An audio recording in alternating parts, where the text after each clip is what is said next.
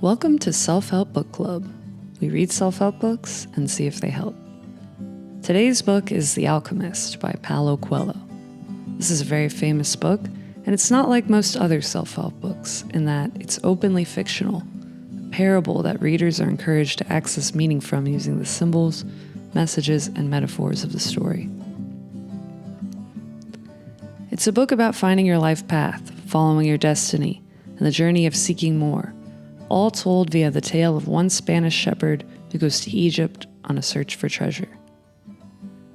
I was really excited when I first read The Alchemist years ago. It felt kind of like a religious book, and there was a time when I needed that after leaving the Catholic Church. On the back of this book, it says, "To realize one's destiny is a person's only obligation," suggesting that everyone in the universe has a destiny calling to them. Some people don't like ideas like this because of the implication that we're all meant to be where we are, living under the circumstances that we are. If someone is born in hellish conditions and they die that way, there's someone out there saying that the person's soul wanted them to learn a lesson from their pain. I've heard that before, and I don't really like that, It takes away any accountability that we have for each other.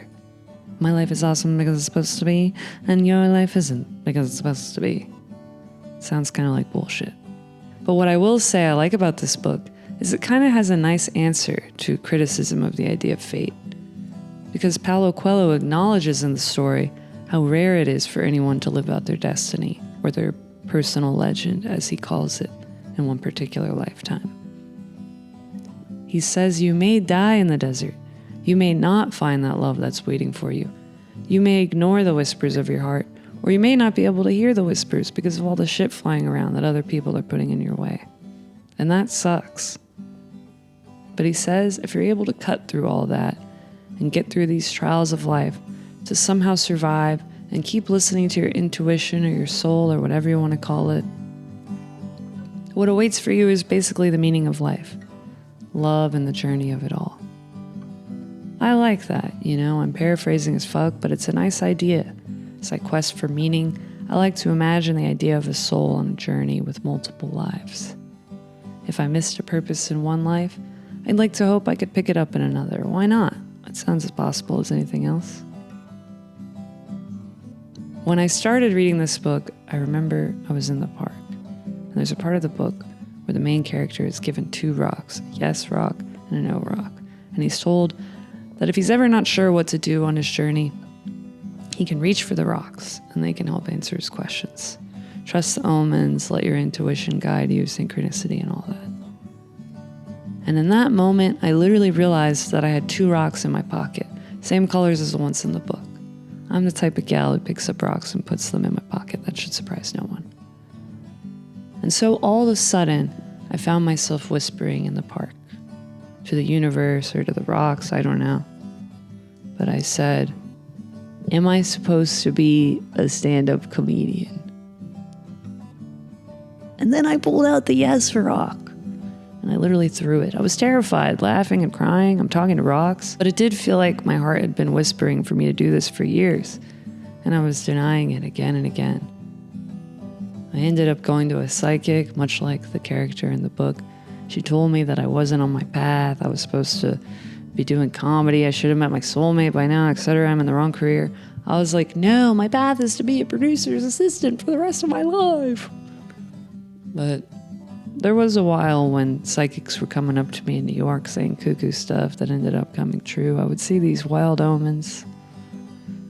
One time I asked for a sign, and a guy literally yelled, "I'm still working on it." It kind of ran away. So I guess my religion is, I think about that a lot, that moment.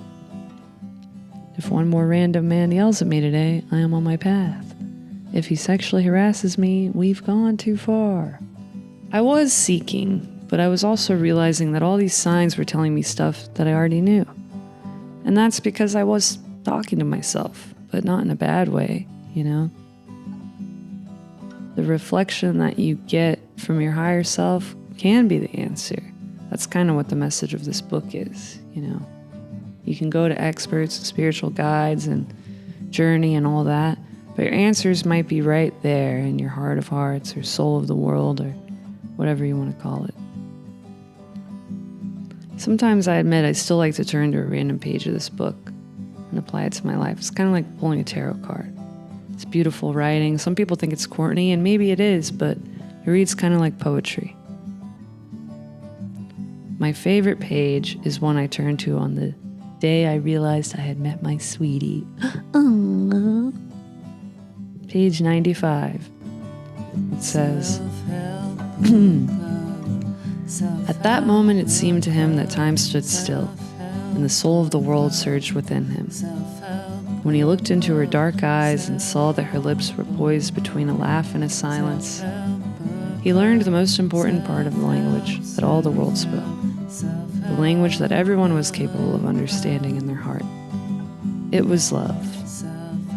And ain't that the truth, folks? A solid pitch for the meaning of life. Love is.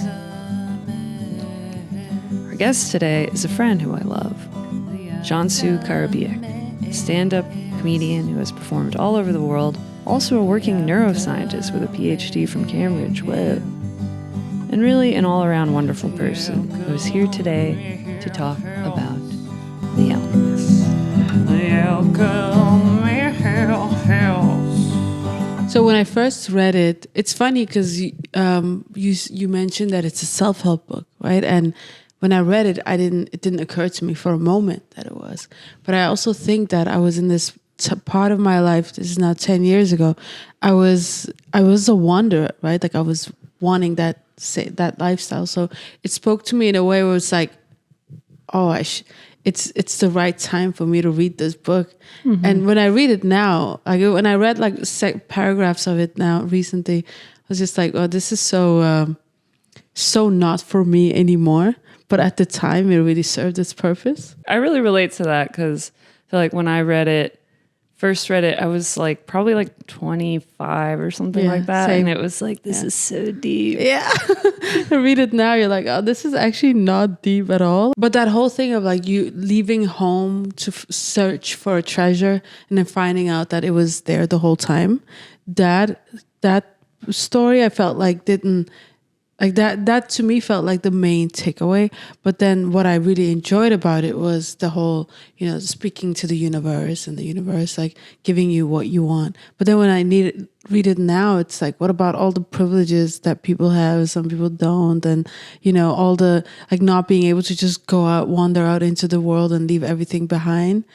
So there's like, now when I read it, I'm way more cynical. But when I was 25 and I read it, I was like, yes, this is the right mindset for me. Self-help book club. On the back of the book, quoting itself, it says, to realize one's destiny is a person's only obligation. The Alchemist. The Alchemist. So what do you feel about that? Or what does that make you think? Because it's kind of the idea that everyone even has a destiny. Right. And I do believe that, on on a spiritual level, I think, I don't think we just come and go, or at least maybe this is a thing we tell ourselves, that in order to belong here, we should have a destiny, we should have a purpose, so that our lives aren't, meaningless. So I think maybe there's something that we tell ourselves, but I was also raised with that notion of, things happen for a reason, and it was written, that's why it happened. Like, the word maktub we talked about, I grew up hearing this word, right? So it's always very meaningful to me that, shit happens. That's how you approach things. Oh, something bad happens? Well, it was written. So just find a way to deal with it and move on with your life. Yeah. And so like in the book, it's way more spiritual. Whereas in this word for me in my life was just way more of just like oh, well, shit happens.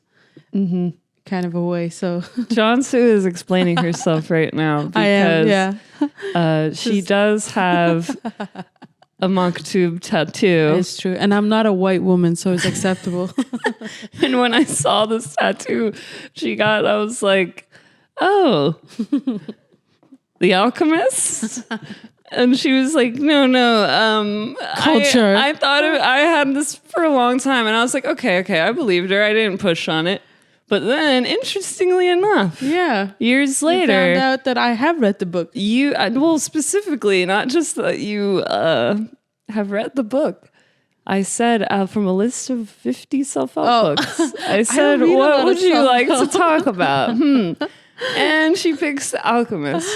It's like, I feel like I've found out that you Like tried to the hide secret that of you the like universe, yeah. Harry Potter or something. I Like, love Harry Potter. you have a Harry Potter tattoo as well? I would totally get a Harry Potter tattoo. Like if I would actually get a Harry Potter tattoo in a way that's like very unapologetic about it. But to get the Alchemist tattoo, no.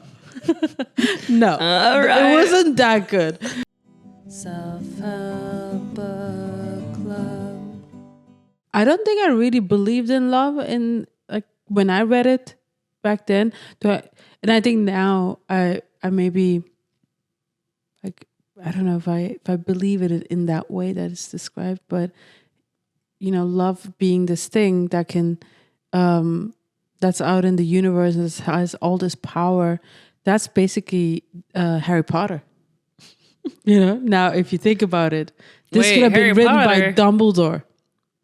That's like his whole thing is that he's better than Voldemort because he knows love. Wait. I thought Harry Potter's about like Have you read? a boy wizard. Have you not read Harry Potter? Of course I read Harry Potter as a kid. I don't read it now. Fuck J.K. Rowling for life. Oh, sure, yeah. It makes sense in that this does like read kind of like a children's book. It's a hero's journey. Mm-hmm. He's going after treasure. He's, encountering obstacles along the way and thieves and Right. And kind of being battles. very stupid at the most times, just being naive and allowing those things to happen. Yeah. Who goes to Africa and just gives all his money to a stranger because they speak English?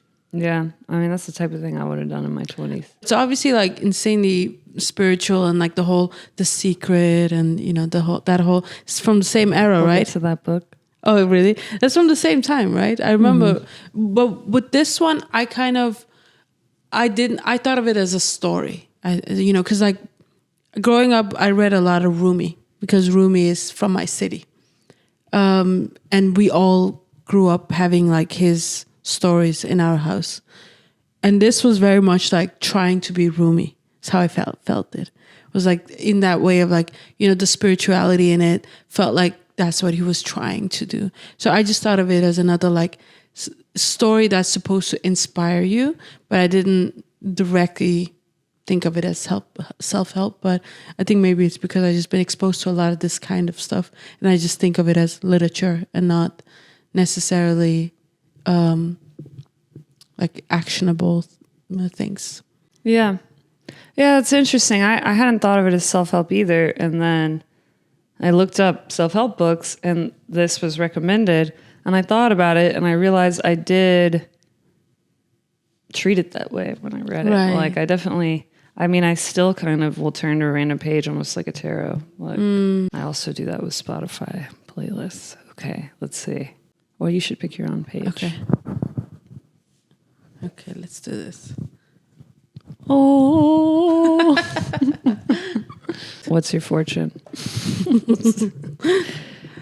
It says, there are a lot of different people here and each has his own God, but the only God I serve is Allah. And his name. Ramadan Mubarak. And in his name I swear I will do everything possible once again to win out over the desert.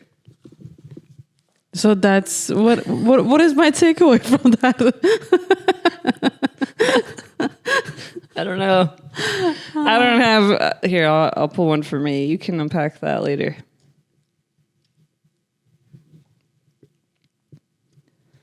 Mine says, "That's the Philosopher's Stone." Oh shit, Harry Potter.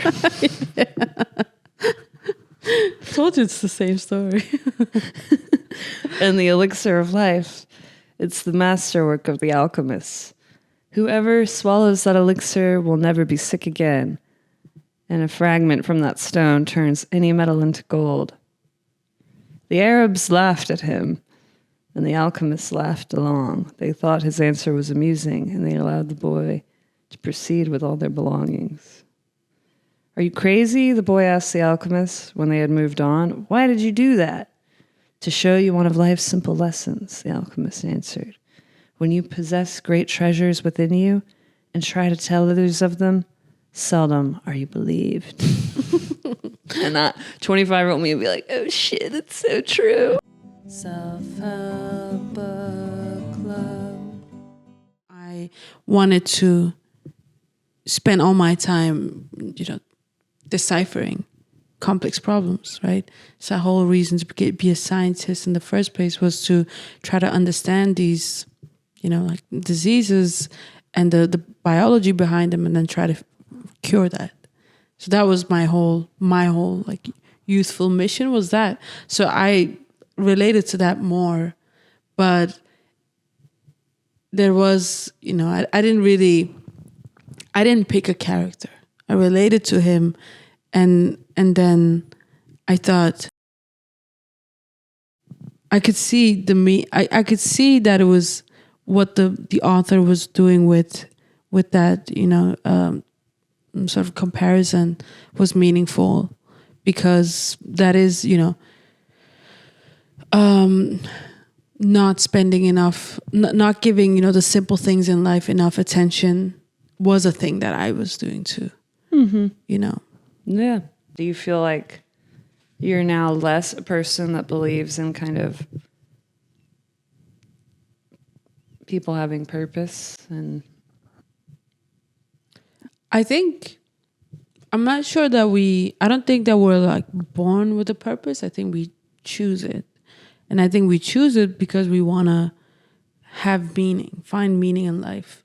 It's a whole existential crisis, basically. So I think finding that purpose makes your life, more well-rounded, and then having a purpose, knowing what it is, allows you to go after it. Mm-hmm. I don't think that it's like, oh, the secret, the universe conspires to like make it happen. I think it's you make it happen because you know what it is. Mm-hmm. For instance, as a scientist too, I will write down the problem I want to solve, like the question I want to answer. And then once I write that down, I can draw a path to how I'm going to get there, which experiments will get me to that answer. And I treat most things in life that way too. If this is where I want to go, how do I get there in the easiest way possible? And think defining what what you want in life allows people to do that, or at least, indirectly move towards that. Mm-hmm. So I think, I don't think that, if I read it now, I don't believe now that you're just born with a mission. I think you create a mission for yourself. Mm-hmm. Well, that makes total sense.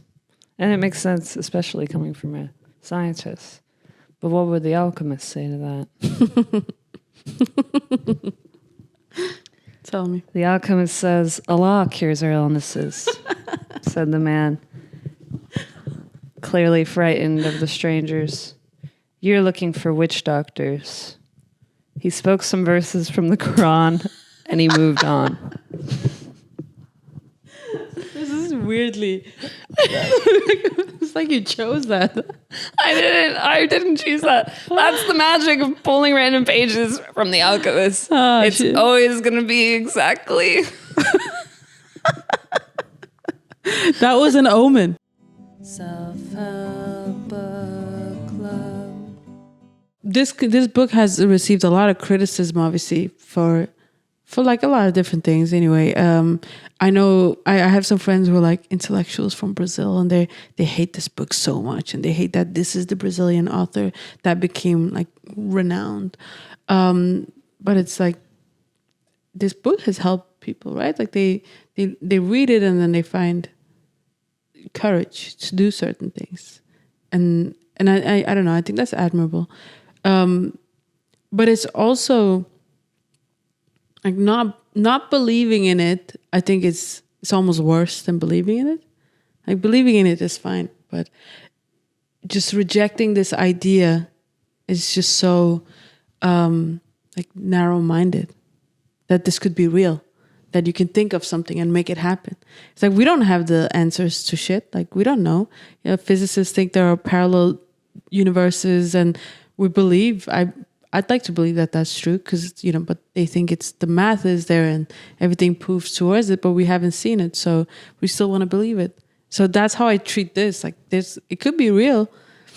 Yeah, I mean, why not? That's kind of how I feel about it. It's like, I think that's how I subscribe to most of this stuff. Is like, I don't believe in it and I don't not believe in it. Mm-hmm. But like, if I'm closer to one thing, it's believing in it because I like live as if it may be true. Yeah. But to reject it feels like, I feel like, what do I know to be like? Right. That's exactly how I treat it. And there's a part of me that wants it to be real. And I think it's that, maybe like a childish part of me that wants supernatural to be real, and who I do take meaning from like little things in life that I treat as omens. And they might just be, in my own mind. It's a sign to do certain things, but I enjoy it. Yeah, absolutely. If a 25-year-old Cansu was listening to the podcast right now and she's about to pick up The Alchemist, would you have any words for her, any advice? Yeah, I would say my advice would be to read the book, and then if there's a lesson to be taken from it, do it. It's like apply it to your life however you want it to apply. What would be your advice, Alchemist aside? It's probably is in the same vein, just to like understand what you want from your life, and then go after it. Yeah. And it's like I can say that to my old self because I know there are fewer restrictions than like I couldn't say that to my mom, a 25-year-old mother of mine, and because she wouldn't have been able to have the opportunities that I did. She might have wanted things, but she couldn't go after it. So, because of that, I could say that to my old self and be like, whatever you want, just go for it because you'll get it. Nice. Yeah. Well, and you did. It's a nice way to think about your past, right? It's like, it made sense that I went after these things because it came, they happened. Yeah, absolutely. Well, speaking of advice, I'd like to introduce our next segment called Self-Help Hotline, where people write in advice and, we see if we can help. And if you want to write in your own advice, you can do it. Subscribe to the Patreon, and there's a form there for you to submit advice. And if we don't give you advice on the podcast, I'll, make another video on Patreon or something. Nice. So, whose advice today? Let's see. I also would say to that you're definitely somebody I would seek advice from. So, guys should write you advice on there. Well, I was about to add a disclaimer that the advice will probably be bad. So. Yes, that too. Self-help hotline. Today's question comes in from Jess. I have a bad habit of hoarding clothes I never wear. My current wardrobe includes about 30 old t-shirts, 10 socks with no partners, a ball gown made of blue jeans, and a full-body spandex cosplay of Rei Ayanami from Neon Genesis Evangelion. It's an anime. For some reason, I can't seem to throw clothes away, even when I know I won't and can't wear them. What gives? Is this a sign of something deeper? 10 socks with no partners. That's heavy. Can they partner each other? Or? To me, that reads kind of like that Baby Shoes poem. Oh, yeah. The Hemingway. Worn, no partners. Kind of sad. But what is here? Okay. Spandex cosplay. Full body spandex cosplay. Why are you holding on to that? I don't know. Love is out there. But it starts first with the spandex in your heart. Oh God. I think there's a deeper question to be answered here. Why would you need a spandex cosplay outfit? Well, and also the denim, I'm like looking back, it's a lot of specific items. A ball gown made from blue jeans, you know. That sounds awful. I know that at some point we're going to read Marie Kondo's, what's it called? Art of Tidying Up or Life-Changing Magic of Tidying Up. But she'd probably say throw this shit out. But right now we're reading The Alchemist. So I think he would say, Paolo would say, to dig a little deeper into these clothes piles. Like, what do they say to you? Look for the omen. Look for the omen. Listen to them. Because, you know, it's the soul of the world, right? Isn't everything? Right. It can be in a grain of rice. It could be in your blue jean ball gown. It could be in the seam of the gown even. So I guess like, yeah, that's the conversation to be had between you and those socks as well. Yeah, like why clothes specifically? Do you want to work in fashion? Do you want to be a cartoon character? The time is now. Seize your journey. You know, it's also like why do socks have to exist in pairs? Like what are they? Like it's this thing about humans have to exist in pairs. Maybe they want to be alone. You know, all of us have drawers with forks and knives and spoons, and they're supposed to come in like sets of 6 or whatever, six or 8, right? That's how we buy them. But then over time you mix in a lot of different ones, you lose some, and you maybe get other sets or whatever.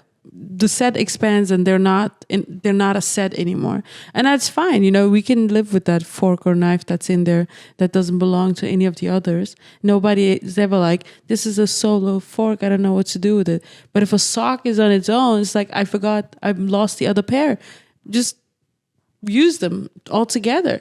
I never pair my socks, so I can't relate to that. They can all be, you know, unique individual socks. Maybe that's the takeaway. Embrace your solo socks and embrace the journey of whatever these clothes want you to do. Exactly. You can wear the blue jean ball gown. Do it. Please subscribe to my Patreon. Please subscribe to my Patreon. And maybe one day I'll answer your question on the show. Please subscribe to my Patreon. Please follow us on social media. Please give us 5 stars, and maybe